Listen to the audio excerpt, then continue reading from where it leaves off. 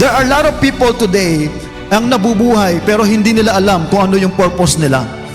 At nung tayo po ay nakilala sa Diyos, hindi lamang po salvation ang binigay sa atin ng Panginoon, but the Lord taught us kung ano po ba dapat ang magiging direksyon ng buhay ng bawat isa. Kaya sa ang Ecclesiastes, hindi niya sinasabi that life is meaningless, but instead, He is saying that everything apart from God is meaningless. Like what happened sa ating Panginoon Jesus, na pinanganak si Jesus Christ with a specific purpose. He was actually born to die on the cross. Kaya sabi ng Panginoon, nung He's about to fulfill God's purpose sa kanyang buhay, Lord, sabi niya, kung pwede, naalisin mo ang sarong ito, sabi niya, at hindi na matuloy sa akin yung kahirapan. Pero at the end of the day, what is the prayer of the Lord Jesus Christ? His prayer is not my will, but thine be done.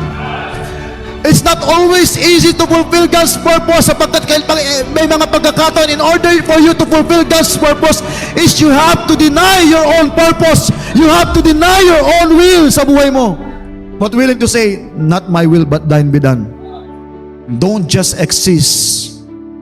Live your life on God's purpose. Mayaman ka man o mahirap, para pa daw tayo mamamatay. May pinag-aralan o wala, matanda, bata, para pa daw tayo mamatay. Pero mas gusto kong mamatay na mayroong Diyos na kinikilala kaysa mamatay ako na walang Diyos na kinikilala. Kaya po kapatid, sana let's align our life sa purpose ng Diyos.